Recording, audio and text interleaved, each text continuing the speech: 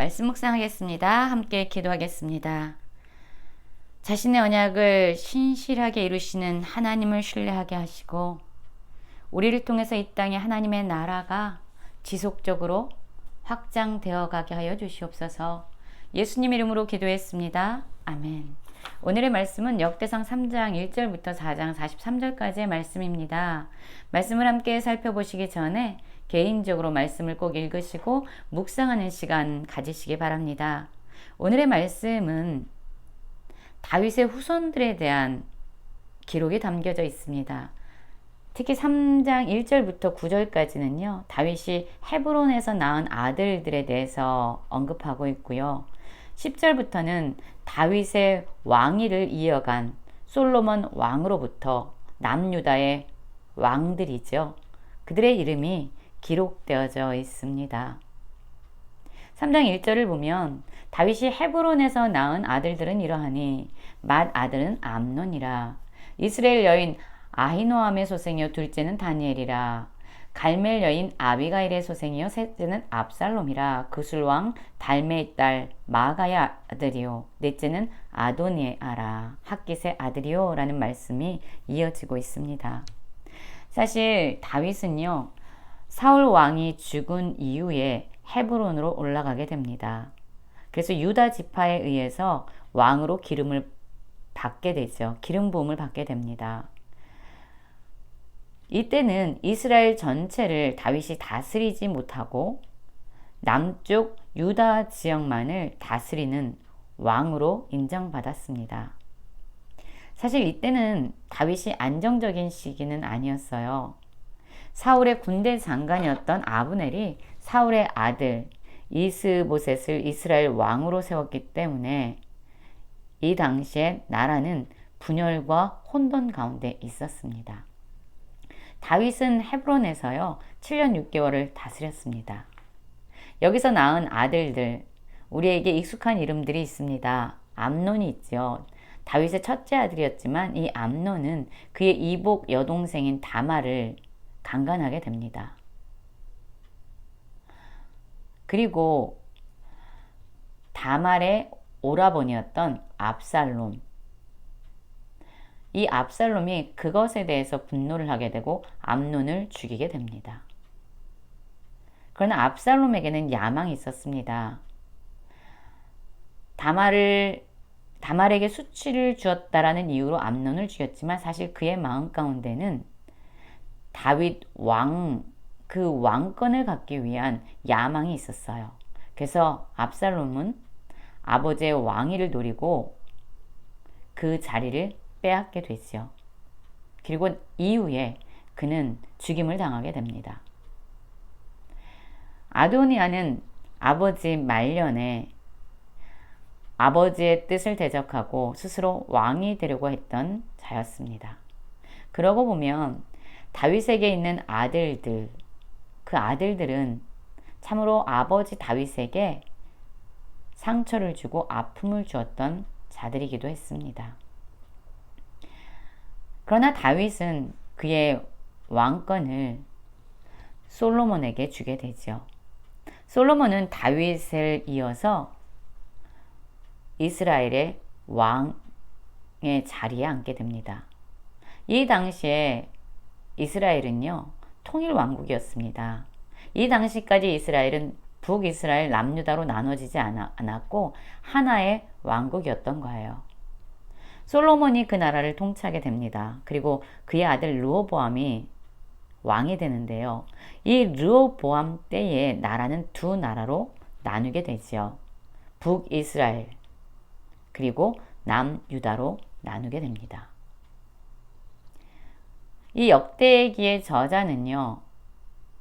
이 이스라엘의 그 정통성이 남유다에 있다라는 것을 분명히 하고 있습니다.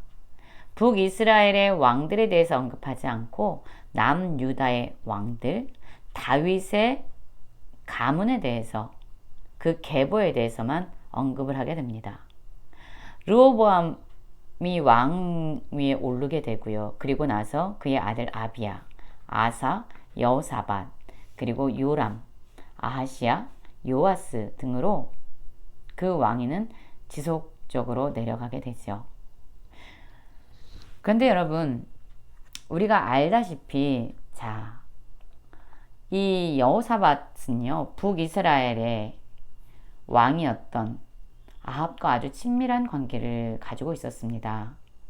여호사밧의 아들 요람이라고 하는데 여호람이라고도 불리지요.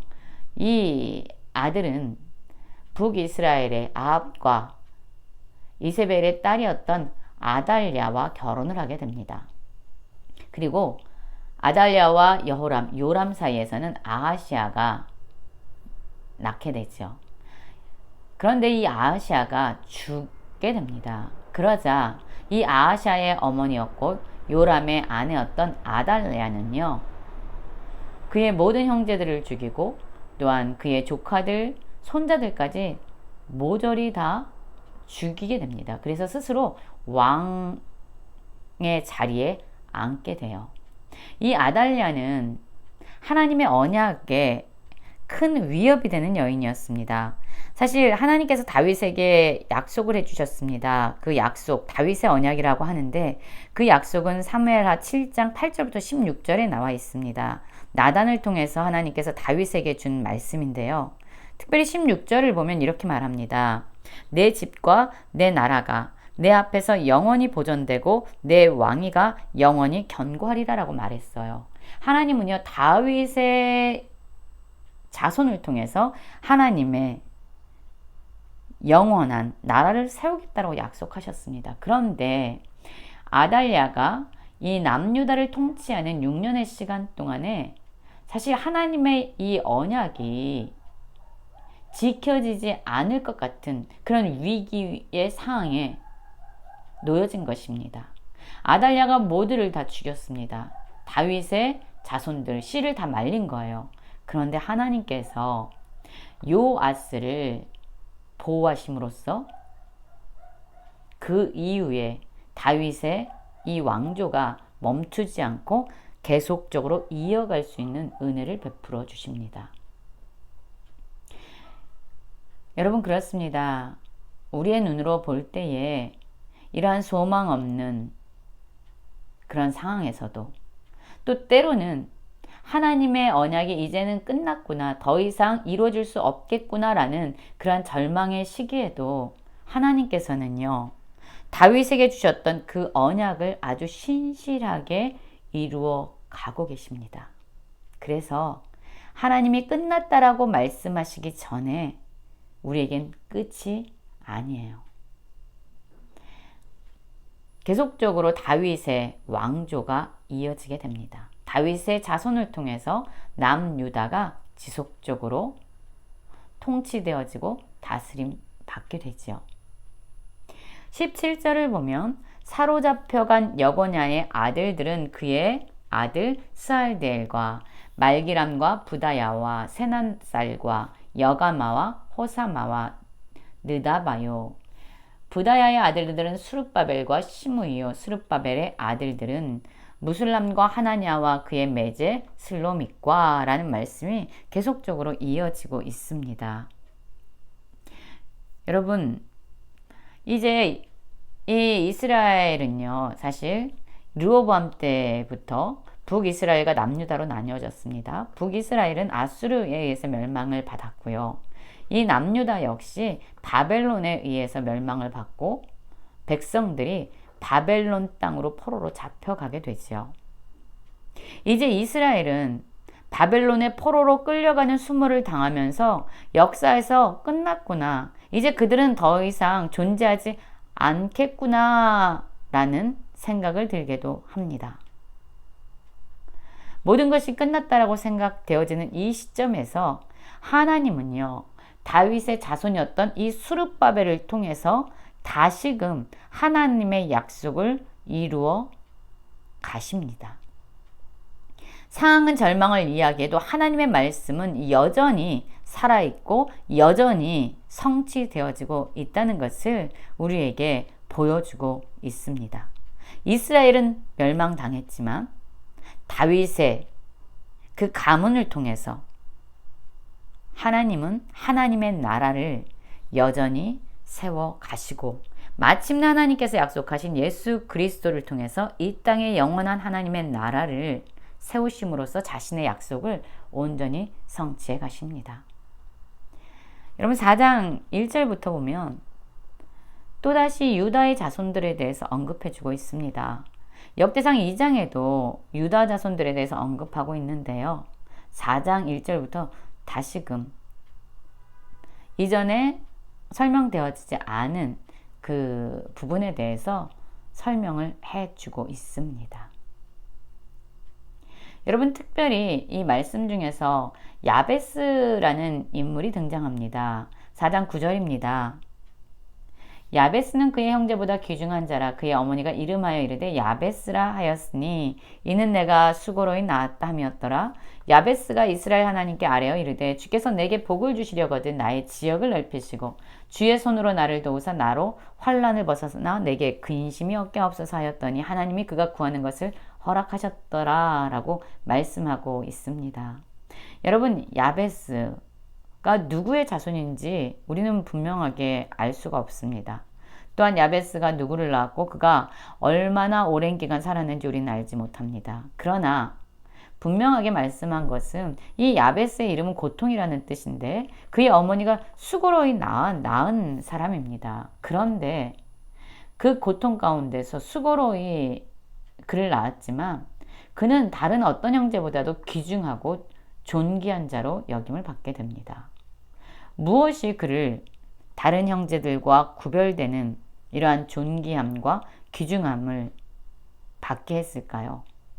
바로 그가 고난 가운데서 고통 가운데서 하나님께 원망하거나 하나님께 불만을 쏟아내기보다 그 고난 가운데서 하나님을 찾고 하나님께 부르짖는 기도를 하게 됩니다. 그가 하나님께 기도합니다. 주께서 내게 복을 주시려거든 나의 지역을 넓히시고 주의 손으로 나를 도우사 나로 환난을 벗어나 내게 근심이 없게 하옵소서. 진정한 복은 무엇입니까? 여러분 모든 상황이 잘 되고 성공하고 내가 높아지는 것이 복일 수 있어요. 그러나 지금 야베스의 기도를 통해서 우리가 깨닫게 되는 복은 바로 이 야베스의 삶을 통해서 하나님이 이 땅을 다스리시는 그 지경이 넓어지기를 기도합니다. 즉 야베스의 삶을 통해서 하나님의 나라를 이 땅 가운데 확장시켜 달라고 그는 기도하고 있습니다. 그리고 그는 무엇보다도 어떤 사람의 도움이나 상황이 변하나 그런 것보다 주의 손으로 그를 도와주시기를 기도합니다. 오직 주님의 도우심만이 그를 환난에서 벗어나게 할 수 있는 유일한 길이라는 것을 그는 알고 있었던 거예요. 하나님이 도우실 때에만 비로소 그의 마음에 있는 근심이 사라진다는 것을 그는 알고 있었던 겁니다. 고난 가운데서 야베스는 하나님께 기도했고요. 그의 기도를 하나님께서는 들으시고 모든 것을 허락해 주십니다. 그는 기도를 통해서 그의 형제들보다 존귀한 자, 귀중한 자가 되어 갑니다. 또한 말씀을 읽다 보면 21절 볼까요? 유다의 아들 셀라의 자손들은 네가의 아버지 에르와 마레사와 아버지 라아다와 세마포 짜는 자의 집 곧 야스베아의 집 종족과 계속 언급됩니다. 그리고 이 모든 사람들은 토기장이가 되어 숲을과 산울의 가운데 거주하는 자로서 거기서 왕과 함께 거주하면서 왕의 일을 하였더라. 여러분 그렇습니다. 하나님께서 하나님의 나라를 세워 가실 때에 이렇게 다윗 왕가의 왕족들의 이름들을 사용하십니다. 그러나 평범한 사람들, 세마포를 짜는 사람들을 통해서도 또한 토기장이와 같이 숲을과 산에 거주하는 사람들을 통해서도 하나님의 나라는 세워지고 있습니다. 여러분 우리는 오늘의 말씀 속에서 알게 됩니다. 하나님은 어떠한 상황에서도 한 가정의 비극적인 상황 속에서도 하나님의 언약이 이제 끝나버리고 더 이상 지켜지지 않을 것 같은 상황 가운데서도 모두가 다 끝났다라고 절망을 이야기하는 상황 속에서도 하나님은 하나님의 방식대로 하나님의 사람들을 통해서 하나님의 약속을 신실하게 이루어 가고 계십니다. 오늘의 삶 속에서 약속에 신실하신 하나님, 자신의 언약을 반드시 이루신 하나님을 경험하며 살아가는 모든 성도님들 되시길 간절히 기도합니다.